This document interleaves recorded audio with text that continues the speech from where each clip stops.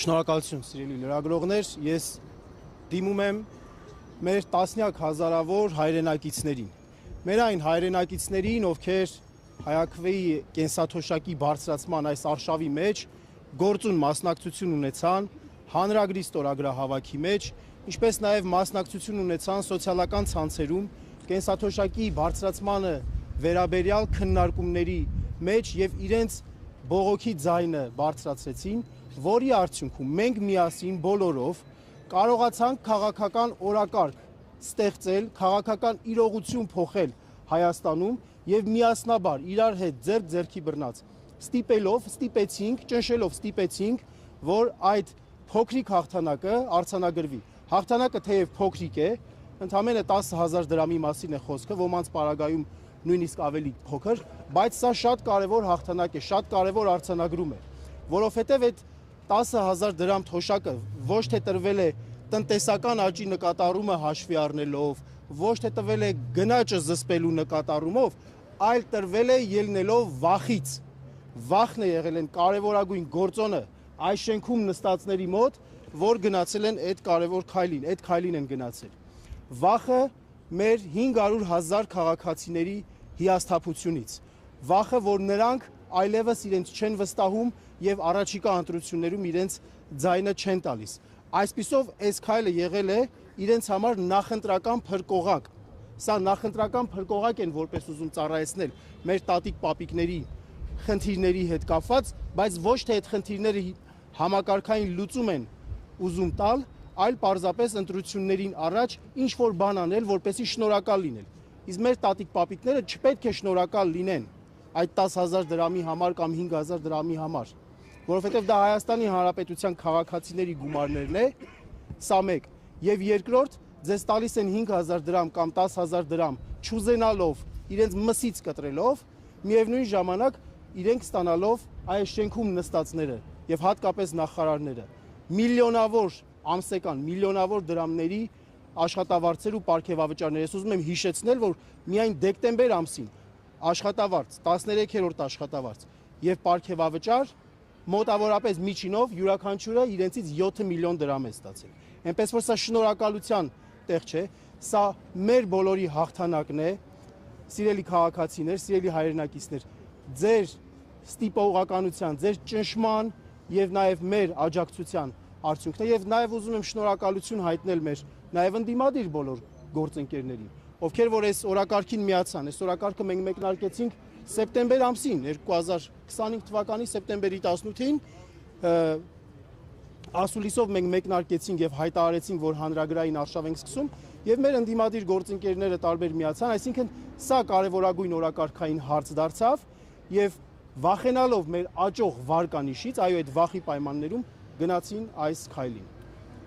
Հնարավոր է, որ շուտով սպասվում է պարգևավճարների ավելի ուժգին սերիա եւ փորձում են այսպես թոշակառուների աչքերը փակել։ Ամեն ինչ էլ հնարավոր է, բնականաբար հնարավոր է։ Տեսեք, դուք ձեր խոսքում ասացիք, որ սա իր տեսակ ինչ փրկողակ է իշխանությունների համար։ Ուզում են իրենք որպես փրկողակ։ Դեռ 3 ամիս կա, չեք կարծում, որ այլ փրկողակներ էլ հարկատուների հաշվին ունեն պահուստային։ Բնականաբար ամեն ինչ իրենց քաղաքականության յուրաքանչյուր դետալ, լինի արտաքին քաղաքականություն, սոցիալական քաղաքականություն, կրթական քաղաքականություն, ամբողջը նախընտրական տրամաբանության մեջ է։ Իրենց իշխանության գալու առաջին օրվանից, այսինքն ընտրություններով դժբախտաբար վերարտադրվելու առաջին օրվանից, նրանց գործունեության նպատակն ու տրամաբանությունը ոչ թե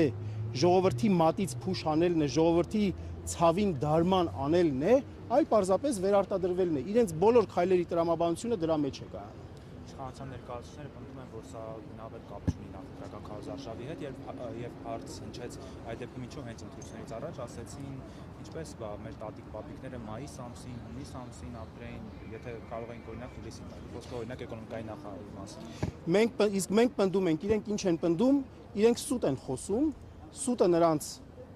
գործունեության, սուտը եւ կիսաճշմարտությունը նրանց գործունեության հիմնական բնորոշ ցուցանիշն է։ Մենք հաստատապես ենք ասում, որ դա այդպես է, որովհետեւ եթե իրենք դա բարձրացնելու լինեին, իմ գործընկերներն արդեն նշեցին։ Բյուջեի մեջ վաղուց արդեն պլանավորած կլինեին, նախատեսած կլինեին եւ այն ժամանակ, երբ որ հայաքվեն, Երբ որ ժողովուրդը առհասարակ այս հարցը բարձրացնում էր, չէին ասի փող չկա, չէին ասի պոպուլիզմ է, չէին ասի անիմաստ է, ընդառաջ կգնային եւ կանեին այդ որոշումը կընդունեին, բայց չգնացին, չարեցին, իսկ մեր վարկանիշը աճեց, մեր ժողովրդի ճնշումը, մեր քաղաքացիների ճնշումը նրանք չափում են, նրանք տեսնում են, գնահատում են եւ վախենալով, ես նորից եմ ասում, վախից ելնելով, որովհետեւ ոչ լեգիտիմ իշխանության գործունեության հիմքում վախն է։ Նրանք վախենում են եւ վախի պատճառով էլ գնացել են։ Եվ վախեցողին մեր ժողովուրդը չպետք է վստահի։ Վախեցողին պարզապես պետք է առաջիկա ընտրությունները որպես մեխանիզմ օգտագործելով ուղղակի հանենք այս շենքից դուրս գցենք եւ կենսաթոշակների բարելավումը մենք ոչ թե անելու ենք այսպիսի միջոցառումներով, այլ նորմալ տնտեսական աճ ապահովելով մեր խոստացածը, որ 2 տարում առնվազն 50% կբարձրացնենք, մոտեցնելով թոշակառուների փողը այն աստիճանի, որ մարդիկ գոնե կարողանան իրենց ֆիզիոլոգիական նորմալ զարգացման համար անհրաժեշտ սպիտակուցները, միկրոէլեմենտները պարունակող սնունդ ունենան կամ կարողանան գոնե կոմունալ վարձմուծեն եւ ձմեռը չմրսեն։ Այսինքն նվազագույն կենսաթոշակ որպես այդպեսի նվազագույն շեմը ինչքան պետք է։ Միջին կենսաթոշակը 75000 դրամ, պարոն Կոմենդացյան, ես ճիշտ եմ բանում, 75000 դրամ։ Այո, 75000 դրամ, որը որ առողջապահության նախարարության սահմանած նորմերով հավասարվում է պարենային սպառողական նվազագույն զամբյուղ։ Գոնե դա կարողանանք ապահովել։ Որտեղից ինչի հաշվին են այդ գումարները տալու, որովհետև դեռևս 2 տարի առաջ, երբ Փաշինյանին հարց են ուղղել թոշակների բարձրացման մասին, ասել է, որ եթե մենք պարգևավճար չստանանք եւ այդ պարգևավճարը գումարենք իրար, ընդամենը 1000 դրամով կարող ենք բարձրացնել։ Ի վերջո բյուջեն հաստատվել է եւ բյուջեում այդպիսի տող չի եղել, մենք բոլորս գիտենք, որ պիտի բարձրացվեն թոշակները, ինչի հաշվին, որտեղից է։ Հայաստանի Հանրապետության միլիոնավոր քաղաքացիներ առանց պարգևավճարների են ապրում եւ առանց ճոխ աշխատավարձերի են ապրում եւ ապրում են։ Չէ, միայն պարգևավճարը չի։ Երբ որ մենք ներկայացրեցինք մեր ծրագիրը, մենք այնտեղ հստակ ցույց տվեցինք փողի տեղը։ Առաջին հերթին ասելով, որ հնարավոր է տնտեսական աճը ճիշտ վերաբաշխում անել եւ տնտեսական աճի 20%-ը բերել եւ դնել այդ ֆոնդին, կենսաթոշակային ֆոնդին, որը որ մոտավորապես գնահատվում է 175 միլիարդ դրամ։ Սա առաջին կարևոր աղբյուրը։ Մյուս կարևոր աղբյուրը այն ծախսերը, որոնք կատարվում են իրենց իշխանությունը պահպանելու համար, ռեպրեսիոն համակարգին ուղղված տասնյակ միլիարդավոր դոլարները, ուրեմն տասնյակ միլիարդավոր դրամները, որոնք որ իրենց իշխանության գալու օրվանից աճել են Երրապատիկ աճել են, մինչդեռ ժողովրդի անվտանգության մակարդակը իջել է, նվազել է, չի բարձրացել դրա արդյունքում։ Սա երկրորդ կարևոր ոլորտը։ Երրորդ կարևոր ոլորտը, որ կառավարության պահուստային ֆոնդը իրականում վերածվել է վարչապետի գրպանի փողի, վարչապետի պահուստային ֆոնդի, որի հաշվով լինում են այնպիսի միջոցառումներ, ինչպիսիք աղոթքի նախաճաշեր, հեծանվավազքեր, վարչապետի գավաթներ եւ տարբեր այլ միջոցառումներ, որոնք ուղղված են քաղաքական իշխանության վերարտադրությանը։ Այդպիսի գումարներն ենք մենք ասում, կրճատում ենք, վերաբաշխում ենք եւ ուղղում ենք ոչ միայն սոցիալական հարցերի բարելավմանը, կենսաթոշակառուների թոշակների բարձրացմանը, այլ նաեւ շատ այլ կարևոր, շատ մյուս կարևոր խնդիրների լուծման, ինչպիսիք են օրինակ, ասենք, գիտության բյուջեի բարձրացումը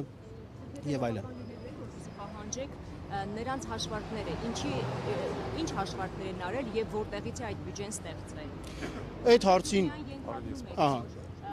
հեծանվավազքի կամ գավաթների եւ այլնի բյուջեից, բայց իրենք ինչպես են հաշվարկել, որտեղից են դա բերել։ այդ հարցին պարոն Չալաբյանը թող պատասխանի։